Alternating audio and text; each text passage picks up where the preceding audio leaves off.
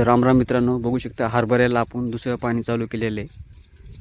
पहिलं पाणी आपण पेरल्याच्या नंतर लगेच दिलं होतं आपण, शिडकावा मारला होता स्प्रिंकलरनंच. आणि आता दुसरं पाणी चालू केलेलं आहे. आणि हरभऱ्याची आता तुम्ही वाढ बघू शकता, हरभरा असं एवढा झालेला आहे. हरभरा थोडंसं पतलं झालं आहे. पेरताना आपण दाट पेरलो होतं, पण थोडंसं बी तुटलं गेलं, थोडंसं रानामुळे हे झाले वाटतं, काहीतरी बी निघलं नाही. आता यानंतर जेव्हा आपण पाणी देऊ समजा, तेव्हा आपल्याला युरिया मारून पाणी द्यायचं आहे. आता एवढा शिडकावा आपल्याला असंच मारायचा पाण्याचा.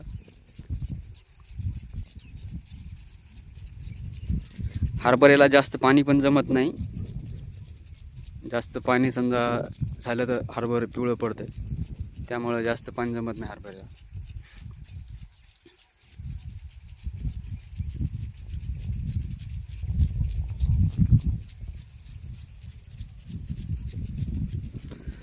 दोन दोन छडीवर नोजल लावलेले आहेत आपण, बघू शकता. दोन दोन छडीचा गॅप आहे, मधामध्ये गॅप सोडलेला आहे. समजा दोन छडीचा नोजल लावायचं कारण एक की जास्त पाणी समजा हे होत नाही. इथं काठाला फक्त दोन लावलेत आपण इथं समजा, बाकी मध्ये ते गॅप सोडलेला आहे.